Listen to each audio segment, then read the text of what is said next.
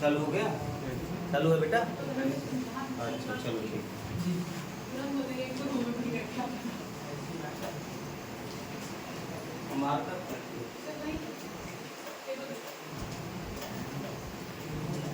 क्या मैंने हेडिंग डाला था?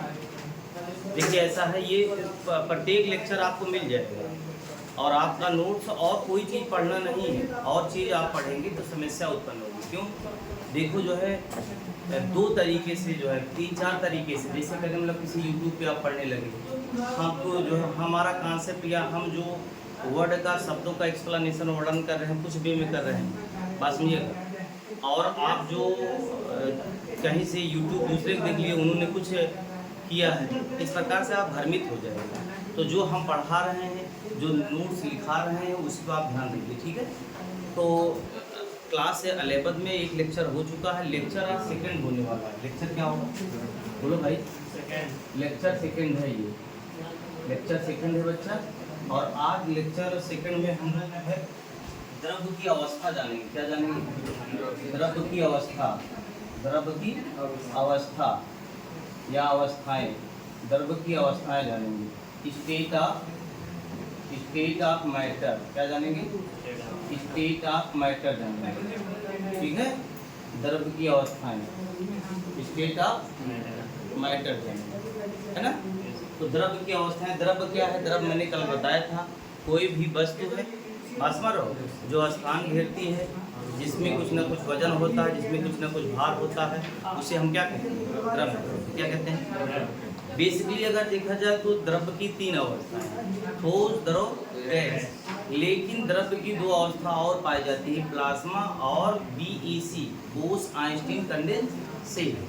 किसी भी जो है द्रव्य की, किसी भी जो है मैटर की जो हॉट स्टेट होती है, ज़्यादा गर्म अवस्था होती है, वह आपका प्लाज्मा होता है। और सबसे जो ठंडी अवस्था होती है वह क्या होता है? आपका बोस आइंस्टीन होता है, बोस आइंस्टीन कंडेंसेट होता है। लेकिन 2 अवस्था को पढ़ना नहीं, ठीक है। तो आप यहाँ लिखेंगे, लिखो जो है नई लाइन से, हेडिंग डालो, हेडिंग डालो और लिखो, लिखो द्रव्य की, द्रव्य की, द्रव्य की, द्रव्य की मुख्यतः 3 अवस्था या अवस्थाएं होती हैं। 3 अवस्थाएं होती हैं, 3 अवस्थाएं होती हैं, ठीक है। कौन कौन होती हैं? नंबर 1 ठोस, नंबर 1 ठोस, नंबर 2 द्रव और नंबर 3 गैस, ठीक है। 2 और होती हैं, 2 और होती हैं लेकिन उनको पढ़ना नहीं है। वो चौथी जो आपकी है वो प्लाज्मा है। क्या है? बोलो भाई, प्लाज्मा। जोर से थोड़ा बोलो, प्लाज्मा, ठीक है। क्या है? प्लाज्मा, ठीक है। देखो निराश ना हो, जो है गर्मी तो चलती रहेगी, जितनी गर्मी हो रही, पसीने निकले उतना स्वस्थ आपको, कोई दिक्कत नहीं, ठीक है। प्लाज्मा। और चौथा जो है BEC, जो BEC, बोस आइंस्टीन कंडेंसेट, ठीक है। यह जो है सबसे गर्म अवस्था है, कैमरे मार है ना, और ये सबसे ठंडी अवस्था है, ठीक है, पदार्थ की। बस समझिएगा। अब आप प्यार से हेडिंग डालेंगे ठोस। क्या डालेंगे? ठोस। ठोस, ठोस एक अवस्था होती है जिसको हम इंग्लिश में सॉलिड कहते हैं। क्या कहते हैं? सॉलिड स्टेट या ठोस अवस्था, ठोस अवस्था, ठोस, ठीक है। NCERT में ठोस लिखा गया है। ठोस किसे कहते हैं? फास्मर, ठोस किसे कहते हैं, कोई बताएगा? हाँ, ठोस किसे कहते हैं? ठीक है। जिस पदार्थ का जो आयतन और आकार दोनों निश्चित होता है, जिस वस्तु या पदार्थ, जिस पदार्थ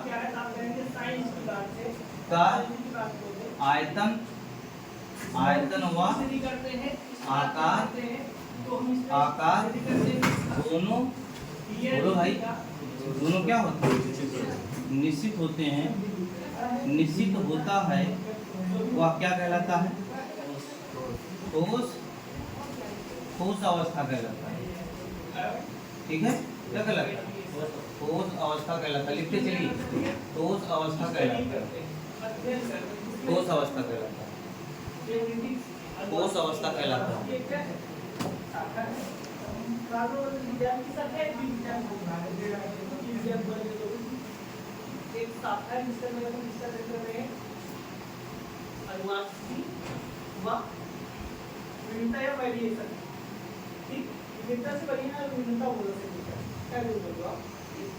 हो गया।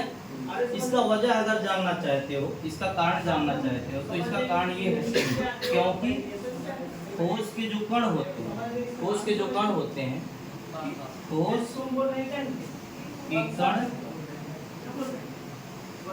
ठोस के कण बहुत पास पास, बहुत पास पास, पास पास होते हैं, होते हैं, और इतने पास होते हैं जिसके कारण, जिसके कारण ये गतिशील नहीं होते हैं। क्या नहीं होते बेटा? गतिशील नहीं होते, नहीं होते हैं।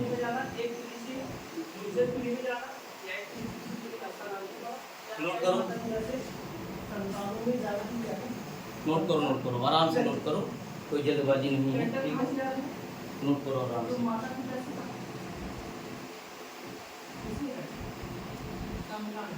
नोट करो। तो आपने क्या देखा? जिस पदार्थ या वस्तु का आयतन व आकार, आयतन व आकार क्या है? बोलो भाई, निश्चित है। और ठोस के कण क्या होते हैं? बहुत पास पास होते हैं। एक वर्ड यदि बहुत पास पास होते हैं, और जिसके कारण ये गतिशील नहीं होते। ठोस के कण गतिशील नहीं होते हैं, लेकिन ठोस के कण वाइब्रेट कर सकते हैं। वाइब्रेट का मतलब ये जो दीवार है, ये जो दीवार है, दीवार, इस पे दीवार अगर हम मारें या इस पे बोर्ड जो है, बोर्ड है, इस पे मारेंगे तो दीवार आपको लगेगा कि जो है वाइब्रेट कर रहा है, कुछ आवाज आ रहा है, लेकिन अपने स्थान को छोड़ते नहीं। वाइब्रेशन अलग चीज है। जैसे मोबाइल है, वो इसमें वाइब्रेट लगा दो तो वाइब्रेट करेगा, लेकिन गतिशील नहीं रहेगा। ऐसा नहीं कि मोबाइल चलने लगेगा। बात समझ में आया? वो गतिशील नहीं होती, वाइब्रेट हो सकते हैं इनके कण। और इसका वजह क्या है? इसका वजह क्या है अगर देखना चाहते हैं तो ये ठोस है।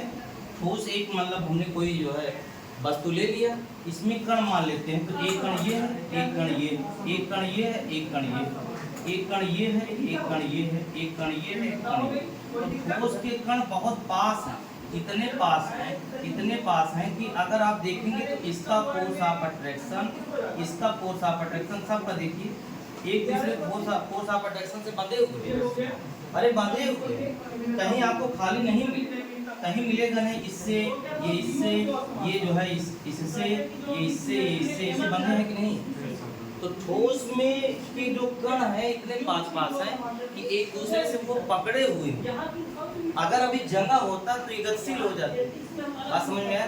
तो ये चित्र भी बना, वो चित्र आपको ये बनाना है। ठोस के कण का जो है आपको फिगर बनाना है, तो ठोस के कण ऐसे जैसे लड्डू के ऊपर लड्डू होता है, ऐसे आप जो है बना, ठीक है? तो ये चित्र एक जो है आपका है, चित्र एक है, ये क्या है? सॉलिड है। किसका है?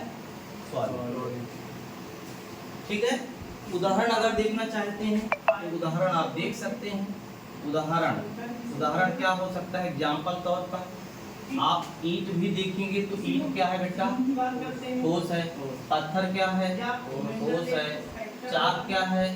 ठोस है। प्लास्टिक क्या है? ठोस है। बात समझ में है? लोहा है, वो क्या है? ठोस है। अगर मैं लिखूं तो बहुत ज्यादा अधिक मात्रा में ठोसों को लिख सकता हूं। समझ में आ रहा ना? कोई दिक्कत? बताओ। चलती, ये बेसिक चीज है। फिर थोड़ा थोड़ा आप जाने की यूनिवर्स हमारा जो संसार है ये ठोस, द्रव, गैस, प्लाज्मा और बोस आइंस्टीन से फैला हुआ है। लेकिन ये पूरे संसार का जो निर्माण है ज्यादा करके मुख्यतः ठोस, द्रव और गैसों से ही मिलकर बना हुआ है। तो पहले हम ठोस की गुण जान जाएंगे, ठोस की प्रॉपर्टीज क्या हैं, ठोस किसे कहते हैं, उसके बाद गैस के बारे में जान ले रहे हैं, फिर हम द्रव के बारे में जान लेंगे। तो अब लेकिन जानिए द्रव क्या डालिए, तो हेडिंग डालिए द्रव। क्या लगाएंगे? द्रव। इसको मिटा देंगे, ठीक है? हेडिंग लगाइए द्रव अवस्था, द्रव अवस्था, द्रव अवस्था। द्रव अवस्था, हेडिंग लिखिए द्रव अवस्था। यहाँ आ रहा है कि नहीं? द्रव अवस्था। द्रव अवस्था की इंग्लिश क्या होती है? Liquid state, LIQUID, liquid state. ठीक है, लिक्विड स्टेट। जरा इसमें लिखिएगा द्रव का मैं लिख दे रहा हूँ। द्रव का आयतन निश्चित,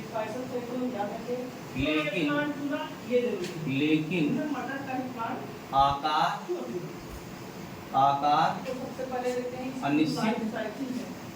अनिश्चित होता है। आकार क्या होता है? अनिश्चित होता है, क्योंकि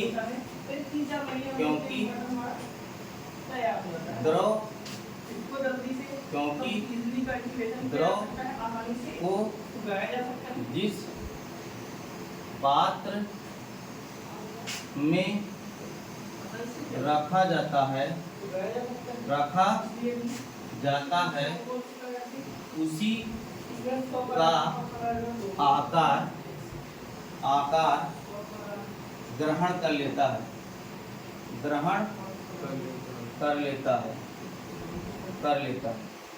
इसमें समझ में? नोट करो, बहुत इजी है, कोई सब्जेक्ट कठिन नहीं होता। धीरे धीरे पढ़ते रहोगे आ जाएगा। ठीक है, देखो द्रव का आयतन जो है क्या होता है बेटा? आयतन क्या होता है? मैं सर्कल बना रहा हूँ, यहाँ अंडरलाइन कर लीजिए। आयतन क्या होता है? निश्चित। और आकार क्या होता है? अनिश्चित। आप भी अंडरलाइन कर लीजिए। ठीक है, अनिश्चित। अब इसका मतलब क्या हुआ? अगर कोई द्रव है, मान लीजिए द्रव है, और मैंने जो है इस द्रव को ले लिया, और यह द्रव जो है एक बर्तन में, एक पात्र में ले लिया, और यह पात्र हमारा 1 लीटर का, कितने का है? 1 लीटर। अभी देखिए इसका शेप ऐसे है, असमर। ये आपका जो है शेप इसका है, एक सिलेंड्रिकल टाइप जो है, सिलेंडर जैसे है। ठीक है, लेकिन इस पात्र को अगर आप चाहें तो ऐसे भी आप ले सकते हैं, इसमें भी ले सकते हैं, आयत पात्र में ऐसे भी, आयताकार। लीटर फिक्स रहेगा, लेकिन जो है चूंकि आयतन जो है, अब इसको जो है वो जो है क्या कर लेगा? इस पात्र के आयतन को ग्रहण कर लेगा। अभी देखिए इसके आकार देखो, ऐसे ऐसे है। आपकी आकार कैसे होगा? आयत जैसे होगा। कैसे होगा? और मान लीजिए कोई जो है ऐसे जो है कोई बर्तन ले ले, और इस बर्तन में जो है उसको जो है ऐसे बना दे। अगर ये 1 लीटर का है, सपोज दैट, यहाँ हमने मान लिया कि ये 1 लीटर है। कितना है? अब बताइए इसमें जो है द्रव कितना हो गया? 1 लीटर हो गया। अब इसका देखिए, ठीक है, मेजरिंग फ्लास्क जैसा हो गया। इसका ये इस तरह से हो गया, एक फ्लास्क के रूप में हो गया। तो आकार क्या हो रहा है? जरा बताइए, आकार क्या हो रहा है बेटा? आकार अनिश्चित हो रहा है, लेकिन आयतन क्या है? किसी भी जो है पात्र जो है जितना जो है उस पात्र में जितना लिया गया है, आयतन घेरा गया है, उस पात्र में जितना जो है जो आपने मटेरियल जो ऑब्जेक्ट लिए हो कितना घेरा है उसका आयतन कहते हैं। तो आयतन क्या है? आयतन तो 1 लीटर है ना। आयतन क्या है? समझ में आया? आप उदाहरण लिखिए और सुनो जो है द्रव के जो अणु होते हैं, ठोस की अपेक्षा थोड़ा दूर होते हैं, ज़्यादा नहीं। कितने होते हैं? यही कारण है कि इनके जो अणु होते हैं गतिशील होते हैं। क्या होते हैं? गतिशील। अरे भाई गिरेंगे तो एक दूसरे पकड़े हैं ही नहीं, तो बहने लगेंगे। अगर पकड़े होते तो इनका फोर्स इनके पर लगता। भाई हम किसी का हाथ पकड़ लेते तो बह पाता थोड़ा, जब हम हाथ ही नहीं पकड़े हैं या किसी हम आकर्षण से हमारे बल से किसी जुड़ा ही नहीं है तो वो जो है बहने लगेगा। बात नहीं समझ में आई? नहीं समझ में आई? अरे बेटा कह रहे हैं ये ठोस के कण है, ठोस के कण थोड़ा, सॉरी मैं गलत बोल रहा, ये द्रव के कण है। क्या है? द्रव के कण है। तो द्रव के कण ठोसों की अपेक्षा दूर है। इसके अपेक्षा दूर है कि नहीं? और दूर हैं तो ये गतिशील होंगे बेटा। क्या होंगे? अरे गतिशील रहेंगे। हम कह रहे हैं आपको अगर स्पेस ऐसे मिल जाए तो थोड़ा गतिशील नहीं हो जाएंगे, लेकिन आप बंधे रहेंगे तब कैसे गतिशील होंगे? उसमें बहुत पास हो जाएंगे। इसीलिए ठोस की अपेक्षा द्रव के जो अणु होते हैं गतिशील होते हैं। क्यों? क्योंकि इनके कण ठोस की अपेक्षा थोड़ा दूर दूर होते हैं। इसको फिगर बनाइए, ये फिगर बनाइए। ये चित्र आपका है, द्रव का है, ये है लिक्विड का, LIQUID लिक्विड दिख रहा है, नोट कर लो। अरे आपको दिख रहा है कि कैमरा में दिख रहा है? दिख रहा है ना? चलो नोट करो, नोट करो, नोट करो।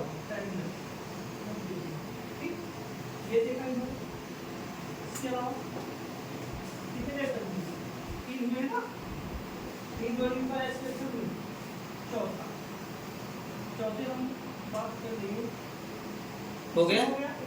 स्टार पॉइंट लिखिए, ऐसे स्टार बनाइए, या ये डैश करके इसे बना लीजिए, ऐसे बना लीजिए, लिखिए। ठोसों की अपेक्षा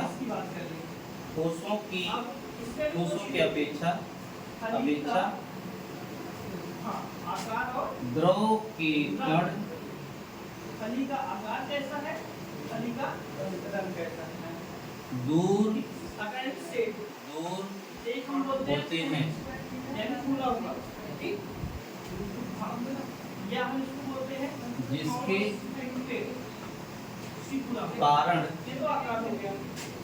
जिसके कारण ये गतिशील होते हैं। क्या होते हैं? गतिशील होते हैं। ठीक है, क्या होते हैं? गतिशील होते हैं। समझ में आया? ठीक है। अच्छा ये बताइए, द्रव में एक गुण और पाया जाता है। क्या? द्रव में जो है जानते हो क्या, बहने का गुण होता है, फ्लो होने का। ठीक है, द्रव में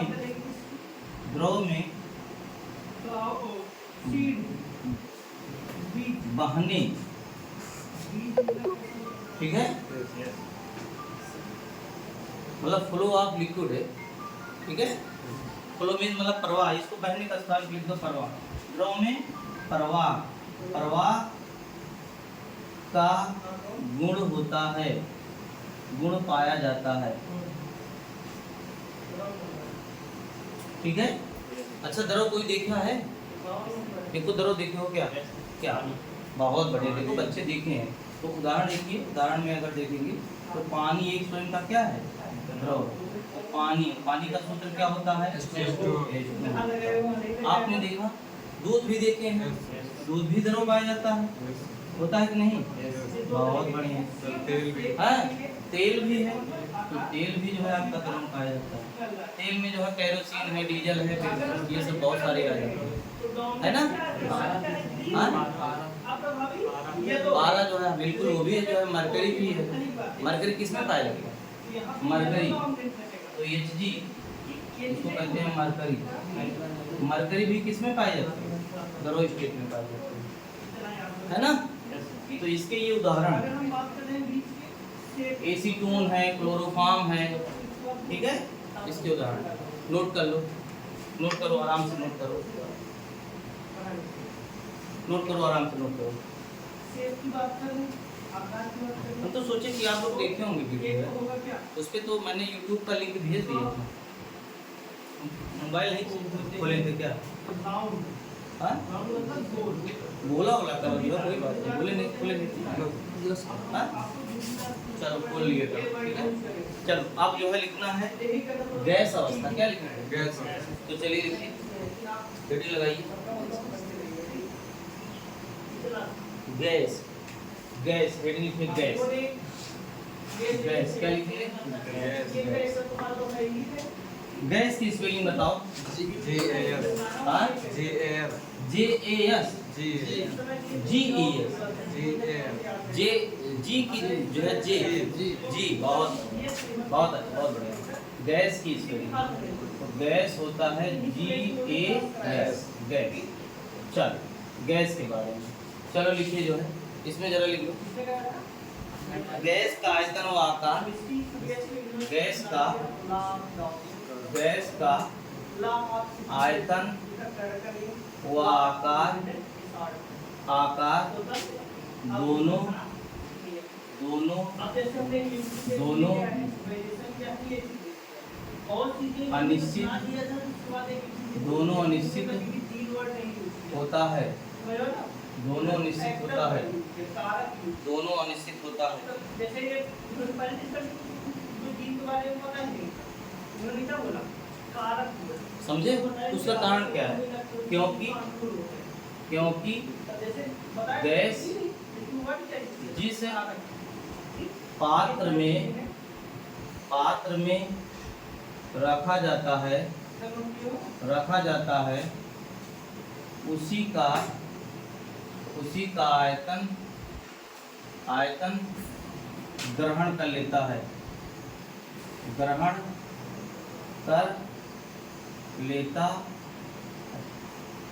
ठीक है। उसी का आयतन क्या कर लेता है? उसी का आयतन क्या कर लेता है?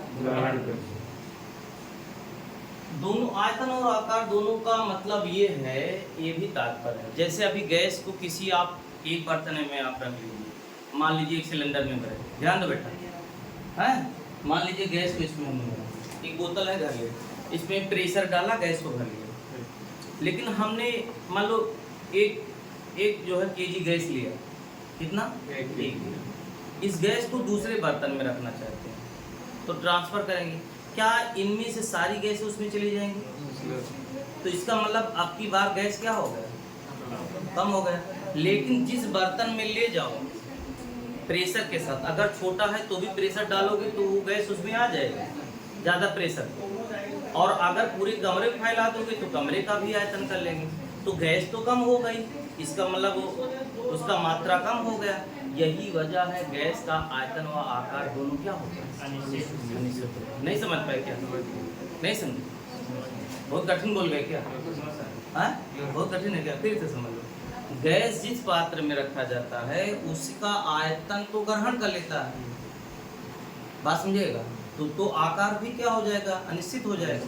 अब सवाल बात है सर मैंने 1 केजी अगर गैस लिया है तो दूसरे पात्र में अगर करेंगे ट्रांसफर तो ये सारी गैस इसमें से निकलना संभव नहीं है, कुछ गैस इसमें बच जाएंगे। इस प्रकार से गैस जो मात्रा है वो भी कम हो गया। इसका मतलब इसका आयतन व आकार दोनों अनिश्चित। अगर गैस का कल्पना करें तो गैस अगर एक सिलेंडर में या किसी बर्तन में बंद है तो आप जान लीजिए इस पे हमने ढक्कन लगा तो जो गैस के कण है, गैस के जो कण है ये क्लोज कर दिया, CLOSE क्लोज कर दिया। तो ये जो है जिसके ये जो कण है देखो ये दूर है, तो कभी ये जो है गैस इससे दीवार से टकराएंगे, कभी आपस में टकराएंगे, कभी इनसे ऐसे और जिग-जैग तरीके से तो खूब गति करते हैं टेढ़े मेढ़े, लेकिन क्रिया नहीं करते हैं। क्रिया करते तो ब्लास्ट ना हो जाता, नहीं समझे क्या? और गैस के जो कण हैं, गैसों हमारे हाथ में थोड़ा पसीना बच रहा है। गैसों बोलो भाई, गैसों के कण ठोस व द्रव दोनों की अपेक्षा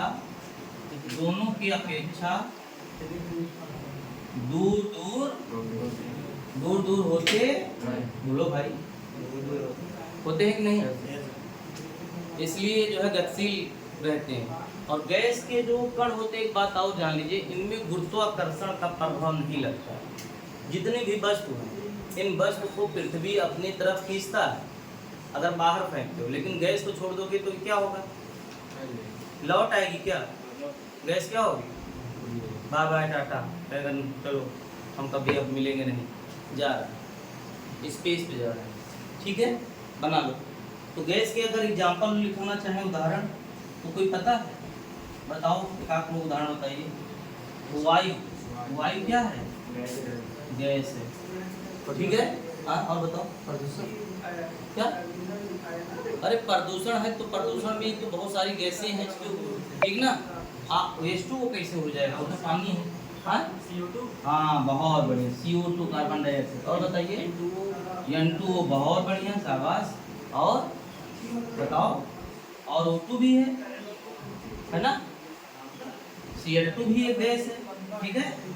तो इस प्रकार से जो है नोट कर लीजिए, इतना नोट करो, नोट करो।